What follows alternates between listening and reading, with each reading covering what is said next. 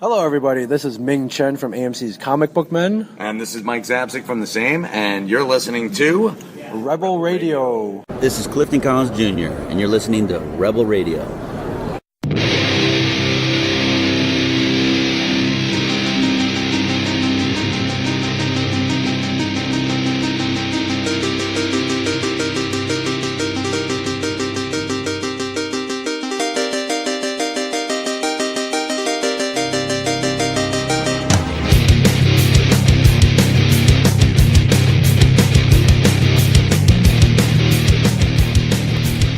Welcome to another episode of the Rebel Radio Podcast. This is Mark. This is Matt. This is Frank. And in studio with us, This is Brian. Brian. You potted with us a couple times. It's been a while. Yeah, I filmed it for Frank one time. You were like, you got down on your knees and begged me, like, Mark, I want to pod with y'all again. I'll do anything. I'm like, get off your knees. This is really weird. Well, you know, you got to bring the Star Wars guy in every once in a while. And, yes. So welcome Brian back into the show with us, and don't let Frank touch you. He gets kind of weird. That's even weirder, so just... There is that con going on in Florida I told you about this weekend. I'm surprised he's not there. I thought Frank might be there too, but what con's going on? In his furry costume. It involves Don't you have a squirrel I'm not going to make fun of those people, but it's kind of I weird. will. It's freaking weird. It's What if weird you to showed me. up as Secret Squirrel? No? Is that... You could do that. Don't give him any ideas. I know, right? He's thinking about it. He's like, man, I could go in disguise and I can lift her tail. It makes a whole new meaning to chase his tail. It's like, man, these are really good ideas Mark and Matt are giving me. No. He's taking notes on his phone. You see him? No phone. Phone free right now. Oh, man. Well, welcome to the show, and I anyone who's listening on the new station we're involved in, we stream on Wednesdays from 2 to 4 o'clock Central on WBLZmedia.com's Ironiq Radio. And anybody listened to last week, thank you. And anybody's listening this week, thank you for joining us on this episode. And we hope you enjoy the Rebel Radio Podcast. And go to the rebelradiopodcast.com for all episodes and your other Rebel Radio needs. And so, what's up, guys? How's your week's been? It's been awesome. Work? Just came back from vacation. Yeah, I was in San Antonio up until yesterday. Yeah, man, I saw, dude. Okay, you go to San Antonio, right? You're in another city, and y'all eat at Cracker Barrel, a place you can eat here. You're supposed to go to places you can't go anywhere else. Hey, they were paying. I didn't pay. You suggest, hey, let's go somewhere we can't go. That's the idea. We go on vacation, right? Yeah, you go places you can't go eat anywhere else. The lady of the Airbnb we rented too, she even gave us a couple local places to try out. And I'm surprised they didn't want to go anywhere. We literally ate like all mainstream the whole time. I think we ate at we had Pizza Hut, we had Cracker Barrel, we had we went to another place. Basically, had a boring vacation. Yeah. Well, See, the thing is, some people just aren't adventurous. They're afraid to try new stuff. The activities were fun. Going down the San Marcos River, we saw a couple of water moccasins there. It was pretty exciting. My son thought that was great. I could walk over here at the lakes by the house and see water moccasins. Well, we went down the river was like super cold, and we went down some smaller rapids for the kids, and they liked it. Wait, like in a boat, or y'all like tubing? Tubing. Okay. In the river. Yeah. Wow. Okay, you got a little more exciting. Yeah. Well, that's why Matt was excited for seeing the snakes, because he thought they were gonna come and bite him in the balls. Dude, I was like, your woman don't even want to bite your balls, so don't think snakes want to either. You're right. She's a lot more gentler with them. Does not bite them. See, I'm smart. I go up to Dallas and go try new things. Like my wife forced me to go eat at In-N-Out. Never again. And then we went I've never had it, so I can't say. There's a 501st guy who owns a restaurant up there. We went and tried out his place. It was pretty good. Well, we were in Austin, and Mark kept bringing up In-N-Out, and I'm like, well, pretty much all burgers are In-N-Out if you think about it. It's 4 choices is all you get at In-N-Out. You get 4 choices: with cheese, without cheese, a double, or a single, and that's it. Yeah, it's nothing too fancy. I'll take my Whataburger any day. It kind of tasted to like me crap? like almost kind of like a Sonic burger, but not as good. True. It was very plain, very dull. The fries weren't crispy and soggy and just nasty. Well, that's the thing. Like, you go somewhere like Austin, there's.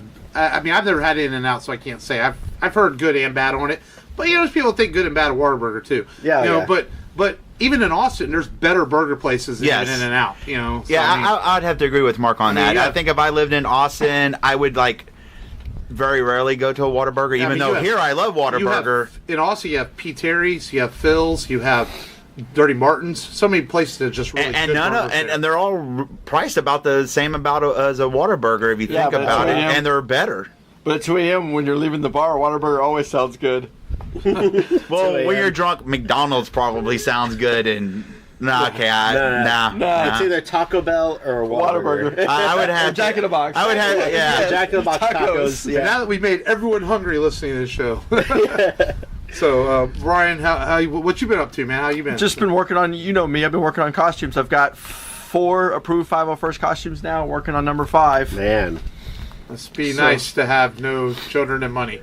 Hey, I do Warhammer 40K, so there's where my money goes. I've got my Royal Guard, my Imperial Gunner, I've got my TIE Reserve, and my Bridge Crew, and I'm working on the Republic Commander Niner from the video games. Okay, my question is you have all of these. When do you decide you're going to wear them one over the other?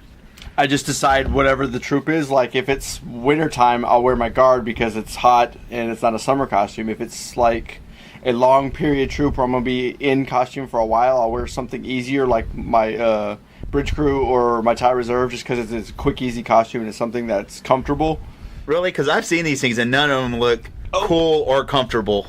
You saw me at Comic Palooza in my Bridge Crew. That's just a jumpsuit and a hat. Okay, that one. Mm-hmm. That's something you can wear all day long. How much? Where can I find one of those? Those? I want an Imperial one. Well, y'all can discuss this later on how to get because it still costs money. Yeah, those are still about and Frank, we know you're a broke ass $500, so that's not bad. So just 501st and it up then, basically. Yeah, and doing a lot of charity stuff too. We're doing our hospital troops, and my wife was involved with a kid who's terminally ill. He's got a spinal condition and went to his 9th birthday party, and she said that was a wreck. They had like 15 501st show up to it, and it was a really good day. It's just everyone left there in tears and very, very somber. When you've got kids that age and knowing that your kid's got 6 months to live. Yeah. So we went from everybody hungry to depressed. All right, Frank, bring us back up here. But y'all all know that's what the 501st does. We do stuff like that. I mean, no, I know. You do the good with the bad. Like I told you, I was in Dallas for that Timothy Zahn pre-release of the Thrawn, the new Thrawn book. Yeah. So that was really cool. That's a highlight. Something. But no, I know. It's a good and Star Wars news, but they do a lot of great, Other good Star Wars news for y'all. Mayu was successful on his surgery for his back to help him walk more. I saw the highlights the other day on that. Yeah, that's good. So Frank, what you been up to? Nothing. Literally nothing. Wow. Painting Warhammer stuff. That's about it. Lifting one cheek and letting one rip. Here and there. Much. He don't even lift a cheek. I just kind of lean to the side. Just lean. He just lets it go. Yeah. I find out what kind of material I'm on for the position I need to be in to get the right sound. And he likes it when it comes up the front and rattles the sound. Hell yeah! Who doesn't like that? Oh, man. Okay. And, I've... my week's not been that exciting either, I guess. My oldest started football practice, so that's been...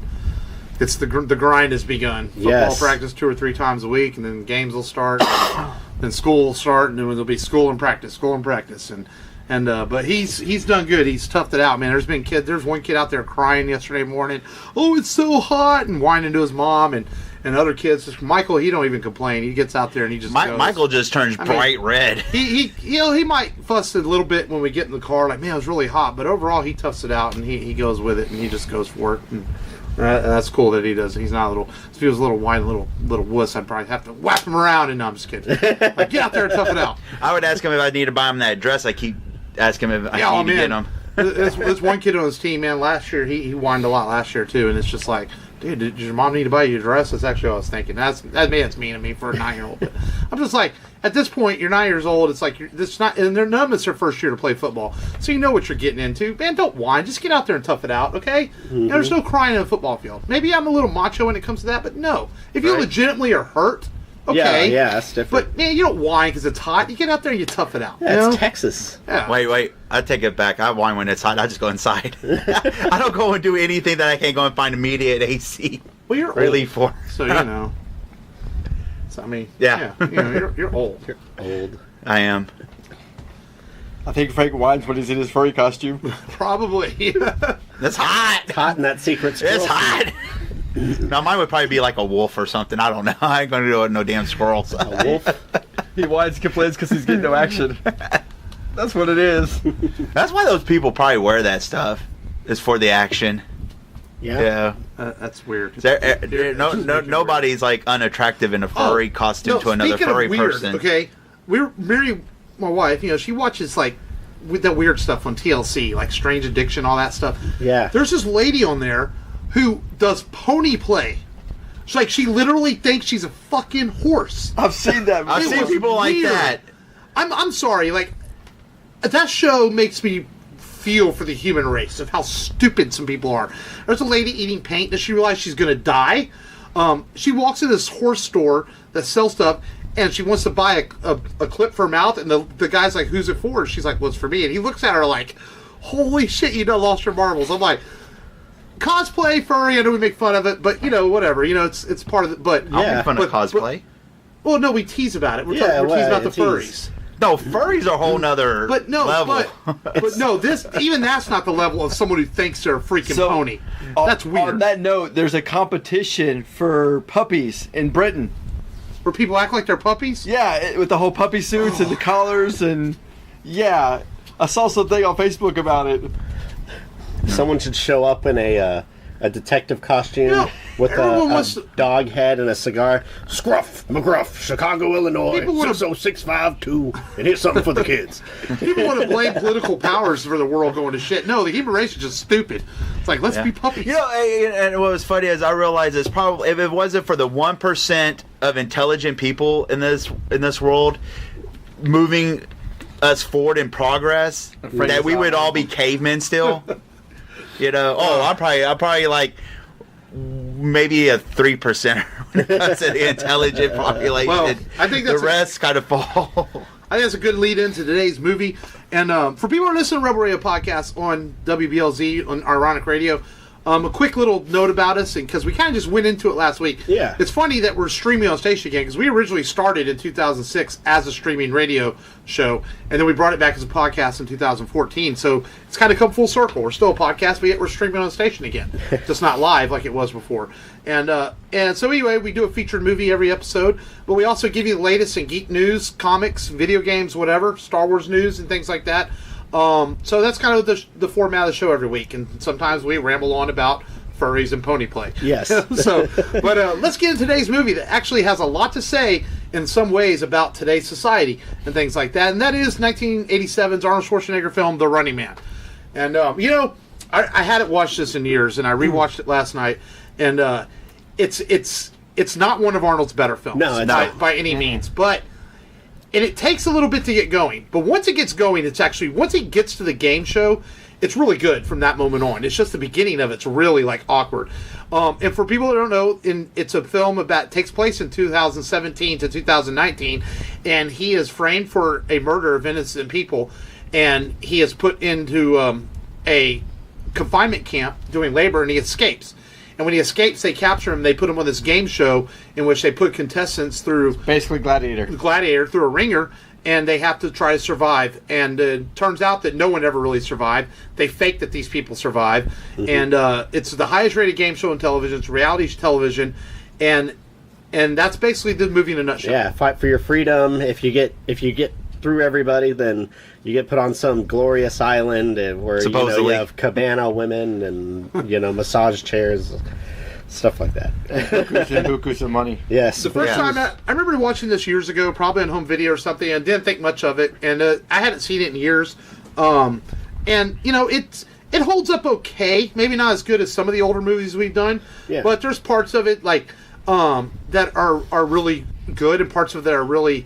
This is probably the most in-between movie we've done. Like, most movies are pretty high list we seem to like a lot. This one was all right. Y'all's first experiences ever watching The Running Man? Yeah, probably like 10 years ago. I was in my like lower 20s, like whenever I saw Running Man, because obviously, you know, if you're trying to get into Schwarzenegger films, you're watching Commando, Predator, Terminator 2, that kind of caliber of movies. This is, like you said, this is kind of mid-pack Arnold film. It actually, you know, it wasn't received well by critics. They thought it was kind of redundant and cheesy. Yes. Cheesy. They thought that there was no character development to the gladiators. Which There really wasn't. There wasn't, but I feel like, you know, I think us as like true believers, you know, I say that as Stan Lee would define it, true believers. You know, we don't need a backstory on these guys. And that's kind of why I looked at it. I didn't look at it, you need a backstory. It's just more they were absolutes. They exist in this world. Exactly. Right. I mean, we're pretty much focused on the one character anyway. You know, Schwarzenegger's character. Yeah, so it's like we didn't really need to know a lot of the other guys. They were just there to carry the story forward. It definitely has Arnold's best quote in there. I mean, no, I actually had quite a few. Room for my fist because I'm going to ram it into your stomach and rip out your goddamn spine. Right, and he reused the "I'll be back" line in it. Only in the reruns. Yeah. A lot of one-liners. In fact, the critics, that's another thing. They're like, we're getting kind of sick of Arnold's one-liners. And I was like, I always wondered, I was like, did people back then, whenever these films were, you know, perceivably more popular than they are now, did people get tired of the Arnold one-liners? And that answered for me. I was like, okay, people started getting tired of them. And it makes sense because it seems like that was like the most one-liner filled yeah, it did have a lot. Film, and after that, you know, I think the one-liners in Arnold films kind of got spread out, you know. No, I think he still had a bunch of one-liners like in every film. I remember Eraser having a lot of one-liners. Oh, yeah, Eraser did have a lot. I'll tell you what, though, it was weird seeing Arnold so young again. Yeah. He's very young. He's probably, right around 39, 40? Yeah, he was late 30s. He was 38, 39. Because a lot of people forget he had a late start to his career because he was a bodybuilder and everything, and he was like... Through most of his 20s. He was about 29, 30 when he made Conan, so he was a little bit... You know, and that's not uncommon in Hollywood. Like Jeremy Renner, by the time he got a big role in The Hurt Locker and stuff, he was already 31, 32. And sometimes it takes guys to get discovered, and Arnold was one of those guys who spent so much time bodybuilding that he started acting a little bit later than people think he did. Unless you're Tom Holland, and then you just get lucky. Right. I watched Demolition Man the other day, and I didn't realize that Stallone was 47 in that film. Yeah. And I'm just like, man, some of the best action stars that have ever passed through Hollywood got a late start. You know, they're like 40 years old in the early 90s. Yeah. It's crazy. Well, it's funny. We didn't do Download This yet because I kind of jumped in the movie. We'll do Download I'll have another this in a thing little for Download This. We'll do yeah. Download This in a little bit. And I saw Mission Impossible yesterday. I'll talk about more during Download This. And the same thing with Cruise. I mean, Cruise is 52 years old and still making spectacular action movies. Yeah. I mean, it's a great film. And like I said, I'll talk about it a little more. And you're right. Some of these guys that, if they take care of themselves, like Schwarzenegger and Stallone obviously did because they were bodybuilders, they were able to do these films in their 40s and 50s. Shoot, look at The Rock. The Rock's in his like 50s now, and he's still going good. Is he that old? Yeah, I thought he was like real close. I thought he was like 47. mid-40s. I think he's Well, like late 46. 40s. Somewhere's in there because I think he retired like at 35 from wrestling. Somewhere's in there. Oh, man. Yeah. I'm going to have to look that up later on. So, yeah, he The Rock's still wrestled for a while. We know for sure The Rock's getting up there in age. Yeah. Brian, Frank, what was y'all's first experience with Running Man?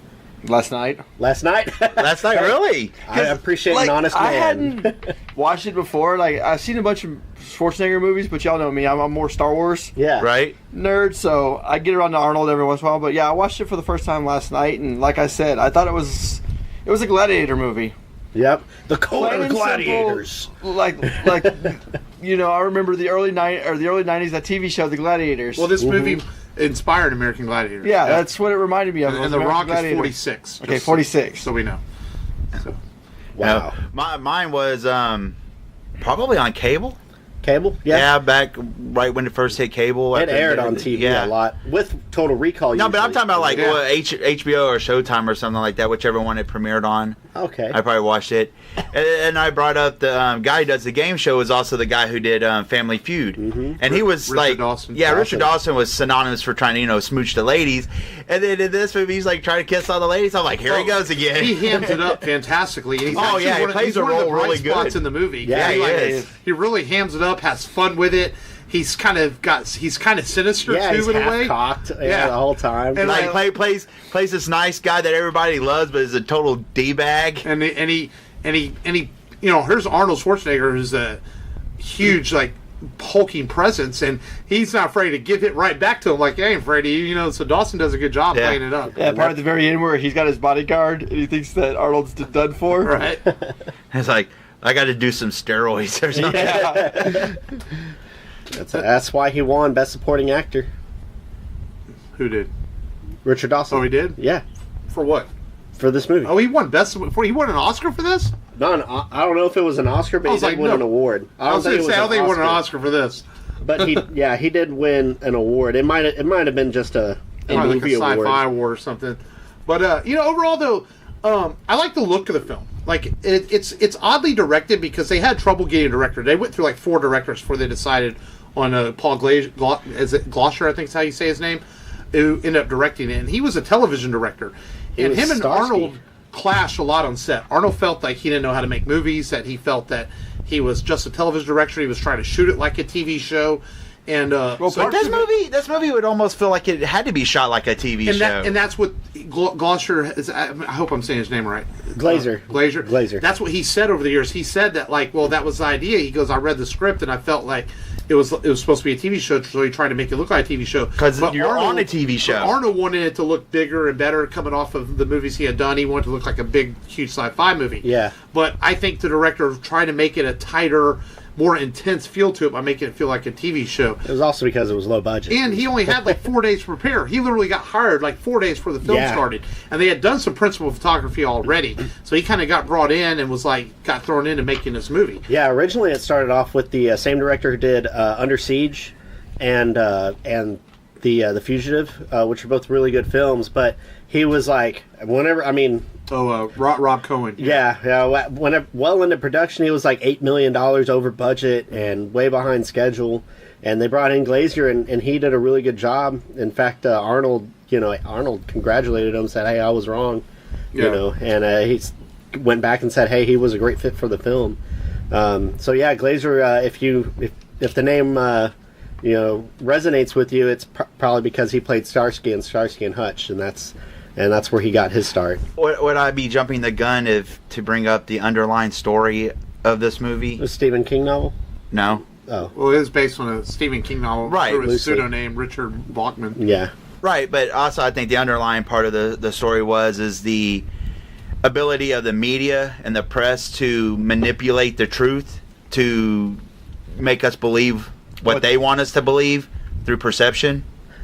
That's true. If you look at it, they lied and they edited the footage to make him look guilty for the killing of the people. Then they edited footage that he killed 2 people at an airport trying to escape. Yeah. And none of that was the truth. Trying to hype him up. Yeah. Yeah. So I think they were just doing that to fatten him up as a good target for the game show host, and they just wanted a lot more people mad at him. But yeah, and then making it to where this girl, she's like, "Oh, they're even saying that I'm your girlfriend," and he's like, "Well, we can settle that right now. There's the camera. I'll strangle you right in front of it." So yeah, there is a lot of truth bending in that, and especially in the last scene where he doesn't even really technically fight Jesse Ventura. Yeah. Jesse Ventura. Right, yeah, I forgot. There's 2 former governors in this movie. Yeah. Arnold and, of course, Jesse Ventura. And Ventura actually, he's got to be, I think, he's got to be wearing a hairpiece in this, huh? He's got to be, Was he bald man. at this point? I don't know. Because it just looks funky. He comes on the screen, I'm like, wow, he looks really weird and funny. And he, again, he's another character they put in there, and he really hams up his part. Yeah. He has fun with it. He's a former, what do they call the gladiators?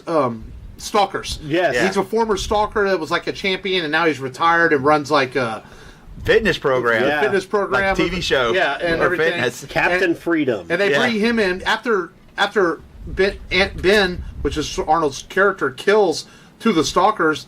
They bring him in and like fake his death of killing Arnold's character. Yeah. And so he never really fights him. And it would have been cool to have like an Arnold versus Jesse Ventura fight. That really Well, would, technically we did.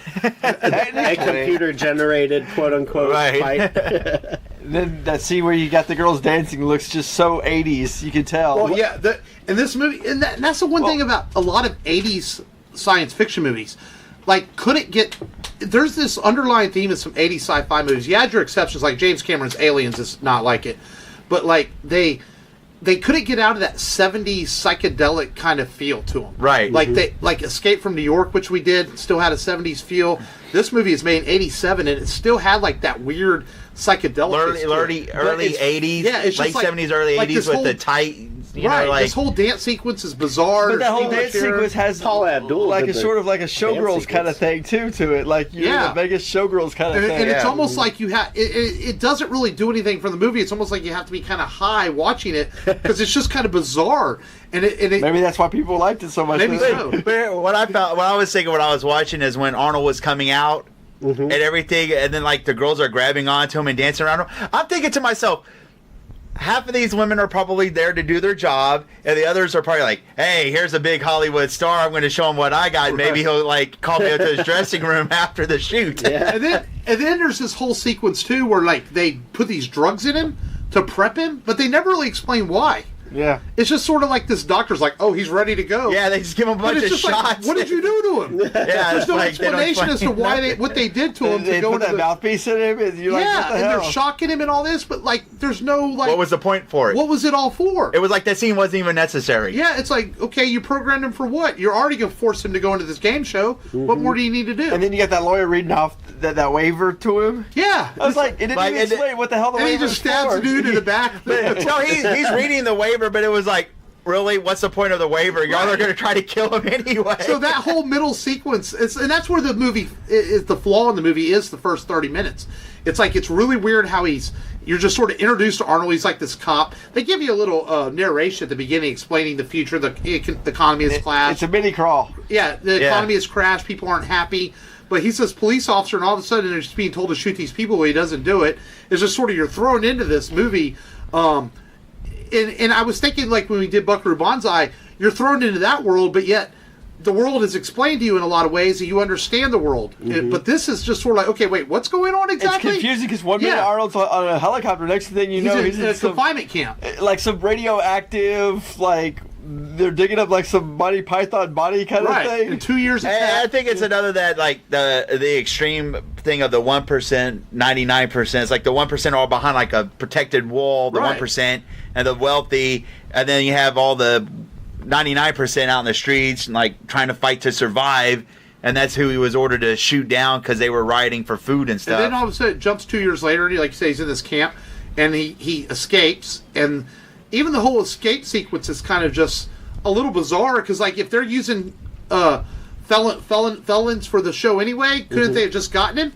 So they have this whole elaborate escape scene for no reason. And it's funny because I was thinking as I'm watching this, if they made this movie today, you wouldn't even have the whole opening. You would have a short opening showing that he was framed, and then you would have him in jail. Then the game show guy would pick him. No, but remember, he couldn't use him because he was former. Because he was a cop. Oh, he had to get special permission. That's right. But you could still could have done that. The other thing too, though, is when they're escaping, they all had those little monitors on. Why couldn't you just remotely trigger them and just go boom? Right. And that'd be the end of every single one. Yeah, before they even got to the guy who took it off of them. Yeah. You figure they would just sent out signals popping all their heads. Exactly, like that one guy who got his head popped off. Right. Oh, yeah. You know. So that was. That's what I wanted. I was just going to hit the self-destruct and just pop their. See, I was thinking that too when I was watching. I was like, okay, they escaped. Why could they just set out a signal to like blow all their heads up before they get it off? Those guys who they were fighting with before they were trying to escape, who had the other code thing. Why didn't they just activate them? Yeah, just said deactivate or self-destruct. Yeah, exactly. You would think they would have that on there. That's what I would have done. I just would have popped everyone's heads off, and that would be the end of the movie. Yeah. I guess that's why I'm not a director. And then once the movie does get to the game show and they put him in those little roller coaster shoots down, the movie actually really gets going then. And then from this point on, the movie picks up as a really pretty decent action piece for a late 80s film. Yeah. You know, and it definitely takes a page from some other sci-fi movies there, some Mad Max influence.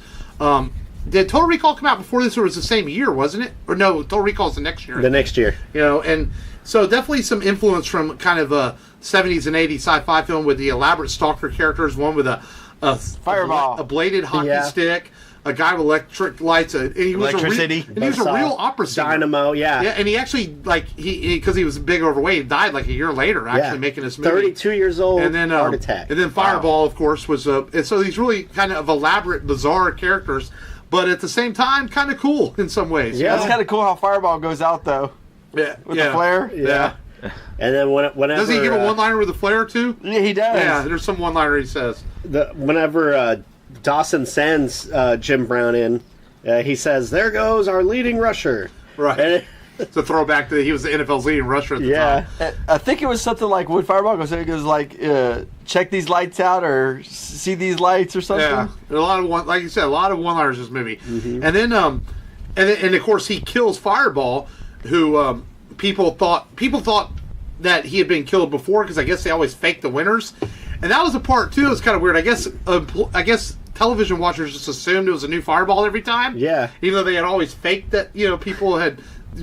Well, I guess they didn't kill him. I guess they got past him or something. Yeah, that's how it's explained. So they fake these deaths, but then of course they defeat him and they find all the corpses and stuff of all the former running men that had been killed before, and then they create a video or they broadcast a video. I was wondering how they got the hold of a video of that. Right, it's just like they got a video showing that all these people are dead. And they broadcast to the world and show that the running man is fake, and of course he has the end there where he gets Richard Dawson, puts him in there, and sends him down the chute, and he blows up or whatever, and it ends. But the last 40 hour of the movie is probably the better part of the movie, and if they could just fix the first 30 minutes of the movie, I think you would have had.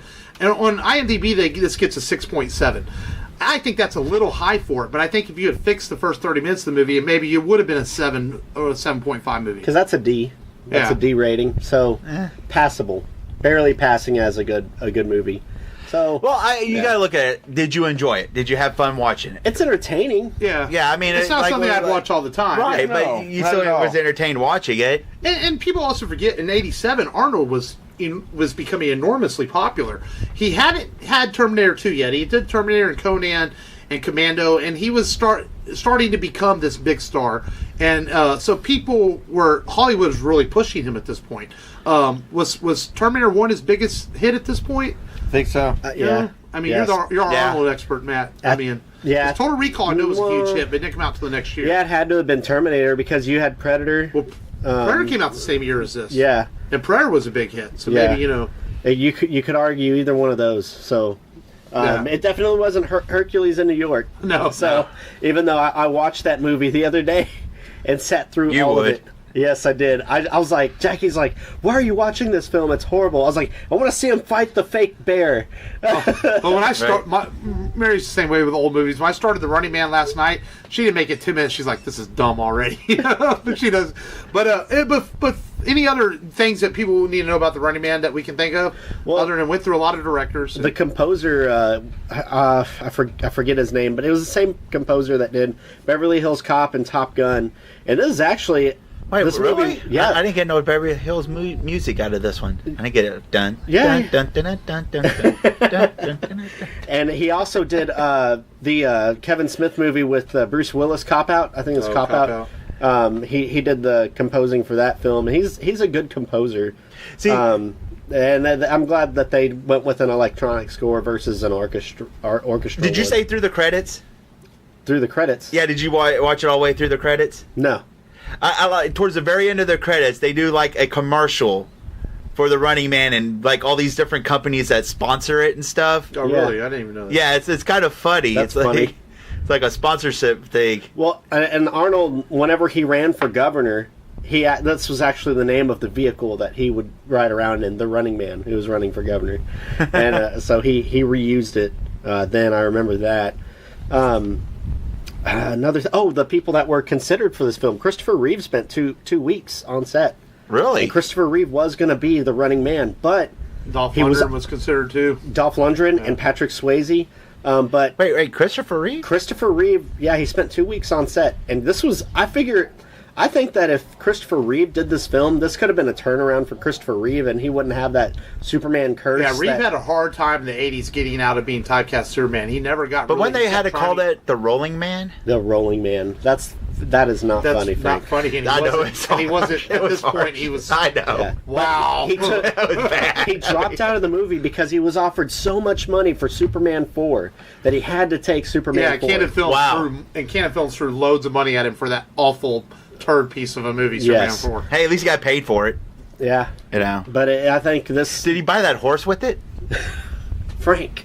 What the heck, man? So And, wrong. I had to keep that wheel rolling. This is as bad as dead baby jokes, man. Yeah. Just stop. And George Cosmatos almost directed the film too. Who went on? He made Tombstone, even though, if you believe it, Kurt Russell directed most of Tombstone. But that's a whole other story one day. And he might have been an interesting director for this project too. Yeah, he would have. But overall, a relatively entertaining Arnold film. Not something I'd watch again. There's probably several other Arnold films that I would watch over this. And I want to get back a little bit to, like I said, I think if this was made today, it would be much more hyperkinetic and faster. I think you would have a very shorter opening sequence where you just introduce this character, you show these framed, then you immediately get to the game show. I think it would be obviously more action, bigger production values. It would be more gorier, bigger arena. Yeah, I don't know about maybe gorier. Yes, maybe. Think about movies they could get Michael Bay to do it, and it'd be more explosions for no reason. At the time, this was considered the most violent film ever. Most critics were like, "This is the most violent film I've ever seen." Really? But by today's standards, you're like, "What? This is nothing." But even this is like TV PG. But even by 80s standards, RoboCop had been out. It came out in 87. I mean, The French Connection is pretty violent. So did Dirty Harry. And those movies came out in the 70s. Yeah, I don't even know if they consider I think they would be like with that chainsaw scene where that dude gets split in half. They would have showed more of him getting split in half and more guts and part gore. of me. Yeah. I'm gonna make it part of you. But overall, a good entertaining movie. And if you haven't watched it, it's on Amazon Prime and Hulu right now. Check it out. It's a good little watch. Just on Hulu, not on Prime. I watched it on Prime. I watched it on Prime. I couldn't find it on Prime. Yeah, I watched mine on Prime Just don't Friday. know how to search. Yeah. You need a nifty little Alexa device that says "Find the Running Man." That's all you need. Or you just type it in. Yeah. I tried typing it. But before we get into download this, Arnold is we're big fans of Arnold, and Matt, you're a huge fan, and of course he does this Arnold with comics for us on YouTube, and we appreciate Arnold doing that for us. So if there was an Arnold movie that could have a sequel that never got made, what would it be to you guys? Like, what's that one sequel for an Arnold film you never got? True Lies. Damn it, Matt! Which was rumored for a sequel for a long time. Yeah. Yeah, mainly it's because I just wanted to see her. Jamie Lee Curtis again? and some And Eliza lingerie. Dushku? Yeah. An older Eliza Dushku, hopefully, than that time, yeah. So, yeah. But yeah, I really like True Lies. I felt like it was a little bit of everything. I had some comedy. I had some Arnold one-liners. I had some good action. A good story. There's I think they truly missed out on making that at least 2 or 3 films out of that. I mean, you had a good sequel. Well, you had a good James dynamic for that. Blame James Cameron for that. He decided to make Titanic, which took him 3 years of his life. But they could have passed that on to another director. He was like, "I'm done directing for a while. I'm going to make documentaries." But they could have passed that on to another director. Avatar. And now Avatar 2. Do you have one, Brian, you can think of off the top of your head? No. For me, it's Predator. I always wanted a proper Predator sequel with Arnold in it. I have to agree on that one. And I enjoyed Predator 2 for what it was, and even Predators was okay, but I always wanted a really good Predator sequel with Arnold where he came back and he's like, "I've been through this before," and he has to do it again. And where he actually knew who they were and took them on. Yeah, and I just felt wait 2 more years, man. They're going to do it. Alien versus Predators. I felt that they really missed. And I know Shane Black's The Predator is coming out in September. He says that there is a callback to Arnold in it. But Arnold isn't in the film. But still, it's still not the same a callback as doing a proper film. And that's you never just know. my There thoughts. could be an Arnold cameo in it. I mean, I'd be surprised, but you never know. They could do it at the last minute, kind of thing, and see what happens. I mean, for everyone who saw the Solo movie, look who was in that one that no one knew about. So my thing is, I also said, I sent y'all a text saying about what your favorite Arnold film is besides Terminator, and I'm guessing y'all are both thinking True Lies. On Yes. Yeah, we're both thinking True Lies. See, Predator. Mine's Predator. I think Predator's No, awesome. I like Predator. I just like the dynamic with Jamie Lee Curtis and with the Predator coming Schwarzenegger. out in September, we might be doing Predator before you know it here Yeah. pretty soon. So that's it. Any final thoughts of The Running Man before we move on to news and download this and everything? No, solid film. Could have been a great film, but still entertaining today. I agree. Just A man of go many in it words, and right? realize that it's just cheesy action. Yeah, it's definitely got an 80s cheesy feel to it. Yeah. Like I said, you could see the beginnings of Arnold's career and where he was fixing to really break out. He was great in Terminator, and Predator was awesome. And this was kind of maybe, this could have been a studio movie that he owed the studio because they're doing Predator and Terminator. Real quick, Mark, we know Matt. So how long do you think it's going to be before he looks up and tries to find the jumpsuit that Arnold was wearing and buy it? I hope not. And then they go to Comic Palooza or something. He'll tuck a sock in there. I think you have to tuck more than just a sock in there. I know a few people who could get that made for you. Put a roll of paper towels in there. Yeah. But remember, he was a bodybuilder, so I don't think you really have to, steroids and all that. There's some shrinkage. Let's not talk about genitals. So we normally do download this at the beginning of the show, but I sort of jumped in the movie today. It was my own fault as the host. I was like, let's just talk about the movie. But so what have you guys download, streamed, or watched lately in this past week? So my sister gave Jake, my oldest, a 3DS a few years ago, and he hasn't really played it a whole lot until as of late.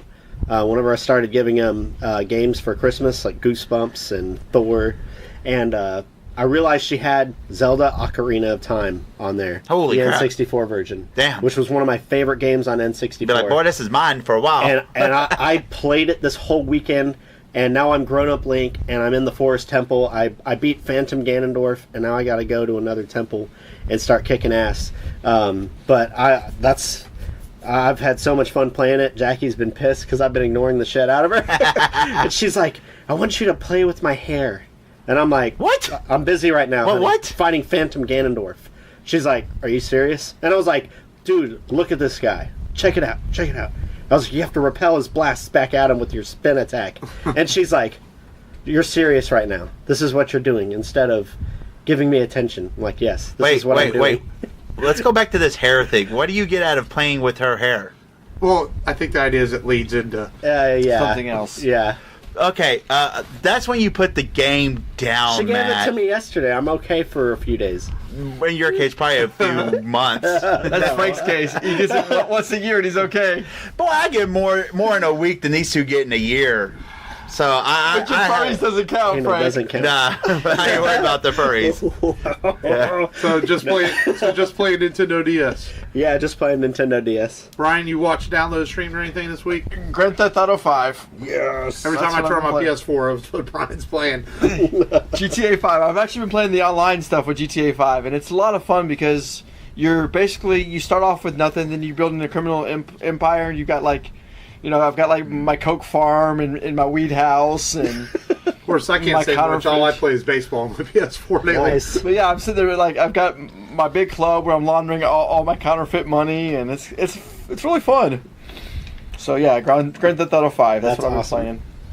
And that's not a game for kids, by the way. No. All I did was just got my hands on the 2 free downloads for the PlayStation 4 for this month, and really all I watched was Infinity War off of your Plex account. Thanks again for that.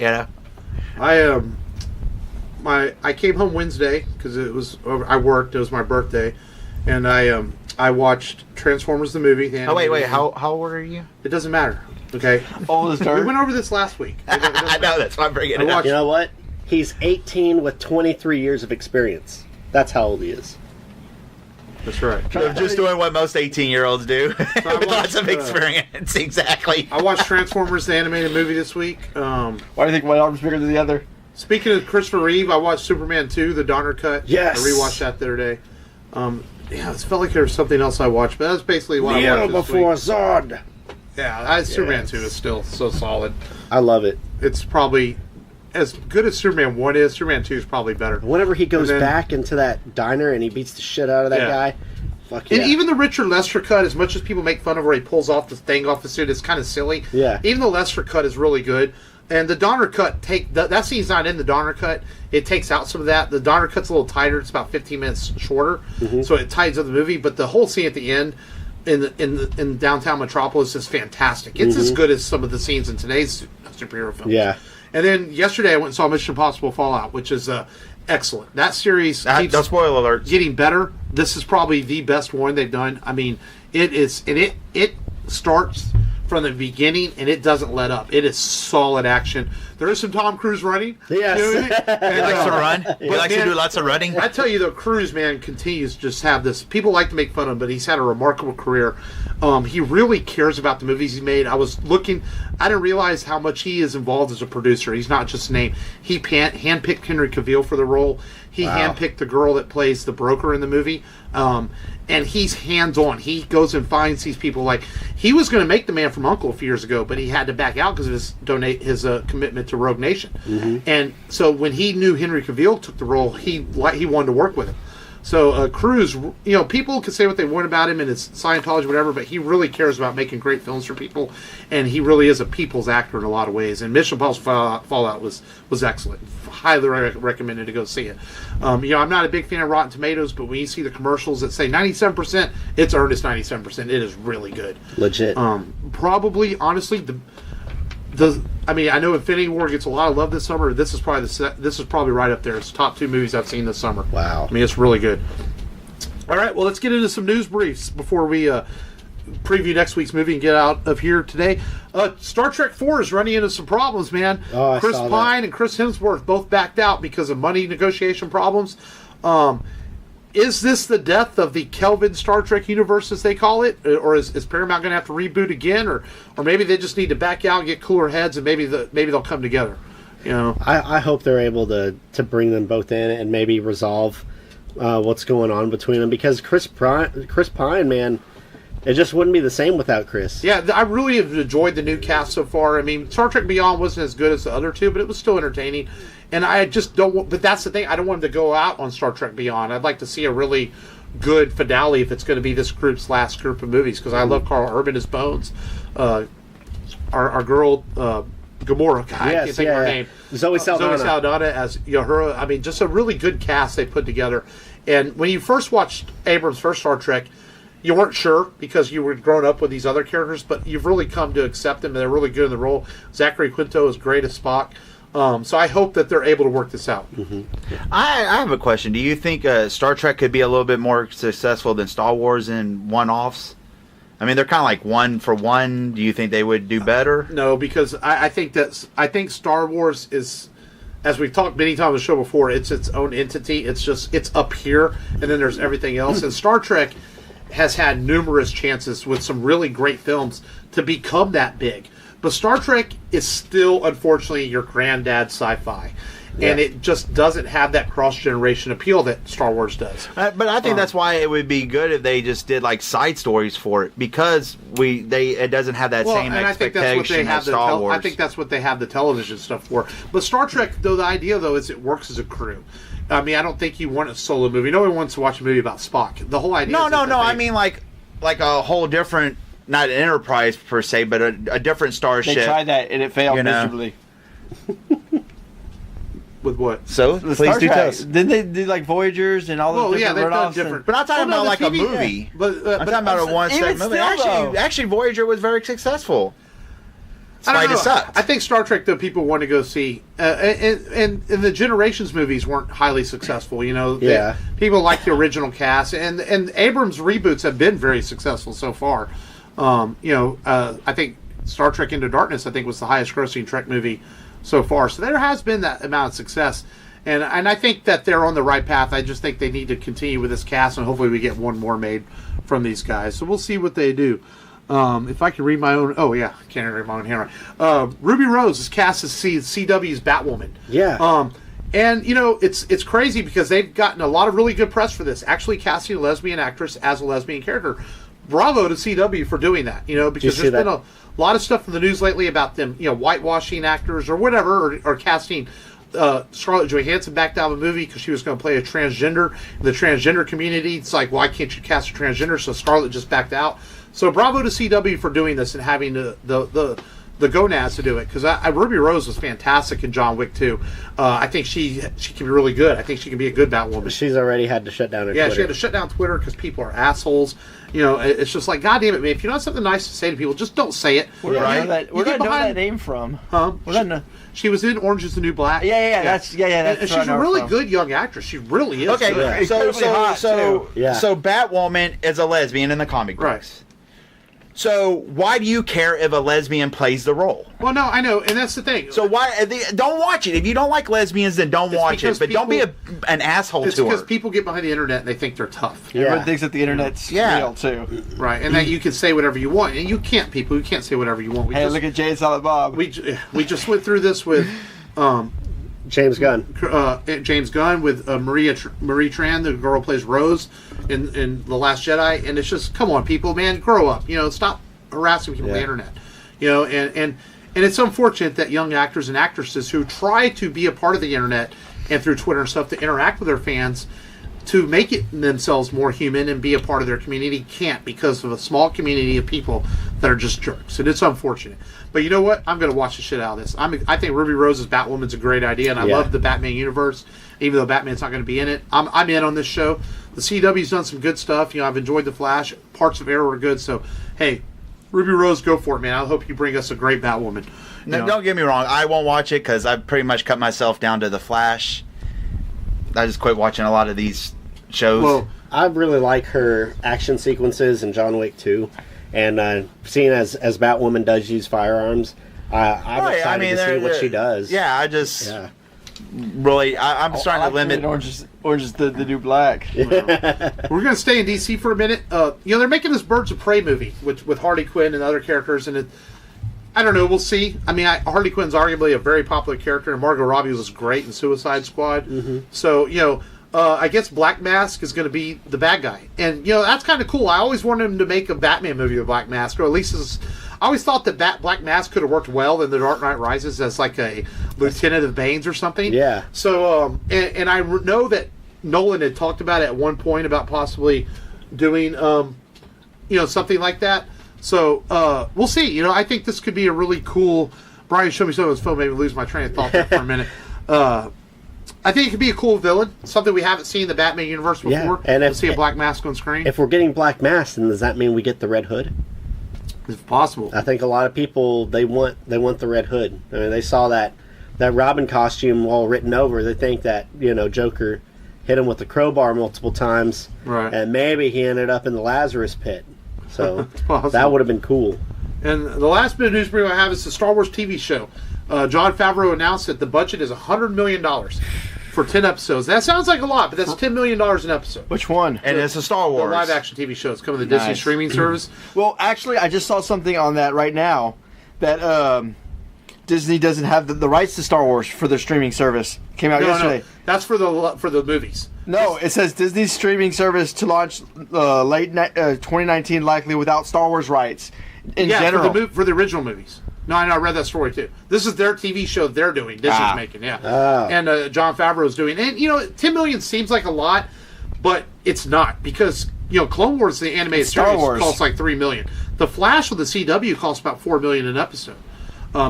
Game of Thrones is like $8 million an episode. So $10 million for Star Wars really isn't unreasonable, But they're in the writing process now. Jon Favreau says casting is going to start real soon. A lot of rumors going around that it's going to involve a lot of Mandalore stuff and everything. And that would be awesome to see some Mandalores finally. And he did say it takes place 6 years after Return of the Jedi, which is I think it's kind of cool, because man, we've had a lot of prequel stuff. Let's get something in the post Jedi era. Have they casted anybody? Not yet. Nothing. Speaking of Star Wars news, I read on here that. They're talking about using some of the unused footage from Last Jedi for Carrie Fisher. That's 2 weeks old, dude. That's old news, man. We talked about it a couple weeks ago, Brian. You're talking about Jeremy Bullock retiring finally?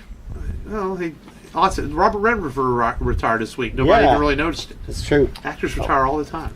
But Jeremy Bullock retired from doing autographs this week. Jeremy Bullock is a huge name in the Star Wars community. Stan Lee retired from autographs? Wow. Yeah, his health was getting bad even when he was here at Comic Palooza. That's 2 weeks a couple old years ago. Fisher, man. You gotta get caught up with the times, Brian. I can tell you haven't listened to the Rebel Radio podcast lately. I've been slacking. Sebastian Stan looks so much like Mark Hamill. He was in town Thursday. I would. He came early because of pandemic. Well, yeah, and we're going to talk about that in a minute. And but that's why he was in town, because he's shooting a movie during pandemic, and he came early for the fans. I know. Slow down. Okay, I guess we're in the pandemic talk right now. Let's go for it. The next movie we are going to do on the Rebel Radio podcast, because of the pandemic tour, is The Boondock Saints.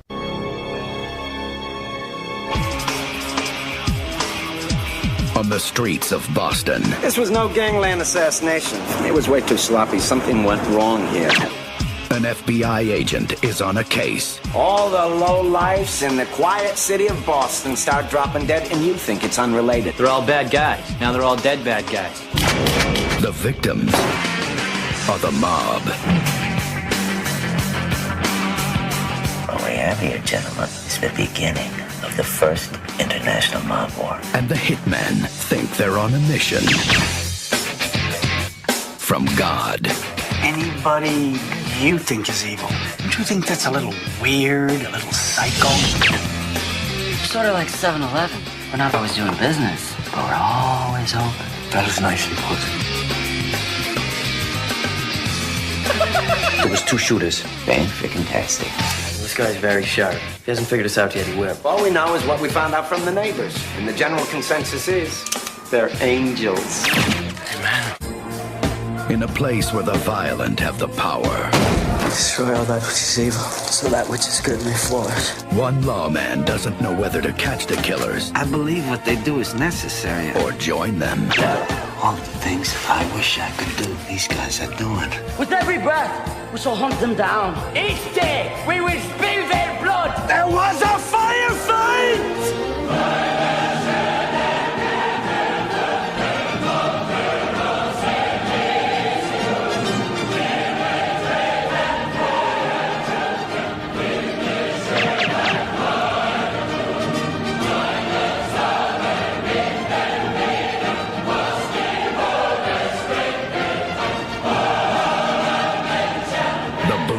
Saints.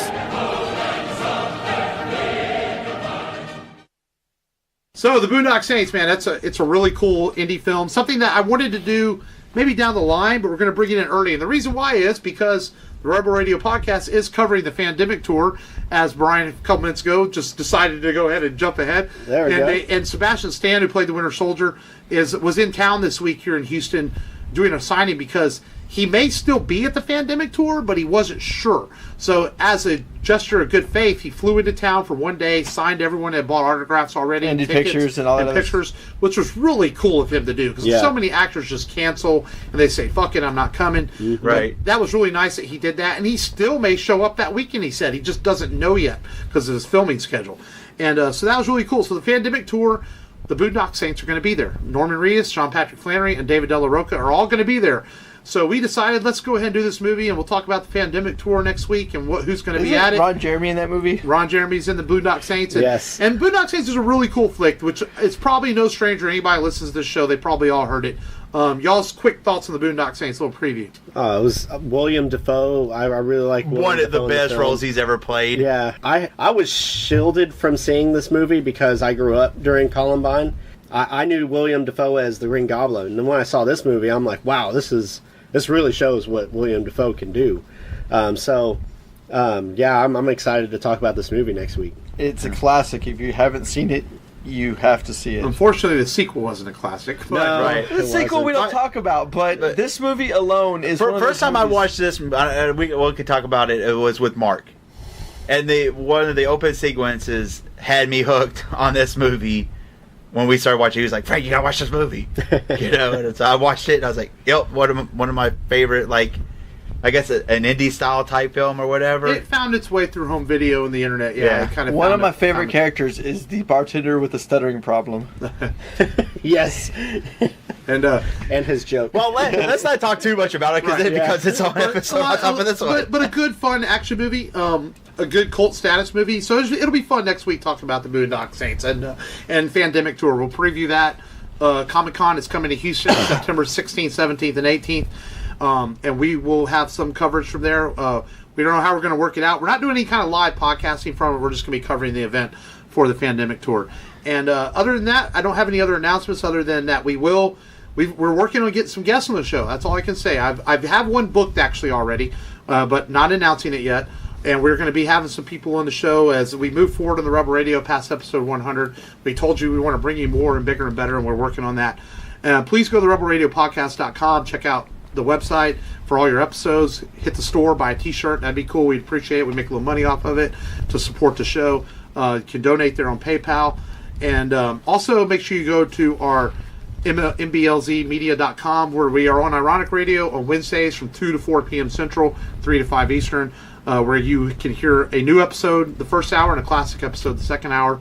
And Matt, you look like you had an announcement or something. No. Your mouth kept going. Oh, I thought he was going to tell us Jackie was pregnant again or something. No, he's pregnant. He's pregnant. I'm pregnant. And we hope it's tacos. We hope that Arnold called and left me a voicemail, as you heard in the last episode. He was pissed off we hadn't done an Arnold movie in a while. So we put a Twitter poll, and y'all chose us to do The Running Man, and we're glad we could do it for y'all. And we hope Arnold's happy. I look forward to the next comics with Arnold, where I'm sure he's hopefully gives us a proper shout out for doing one of his movies. Yes, he has to. And but that's all I've got today. Unless anyone else has got anything. Nope. No. As always, this is Mark. This is Matt. This is Frank. This is Brian. Brian, thanks for coming and podding with us today. We appreciate it, and keep doing up all the good work with the 501st. And as always, remember this. Thanks for listening to the Rebel Radio Podcast. Just go there and do it. This is Chuck Huber. You're listening to the Rebel Radio Podcast. Stop being so awesome. Sam Jones, Flash Gordon, and this is Rebel Radio Podcast.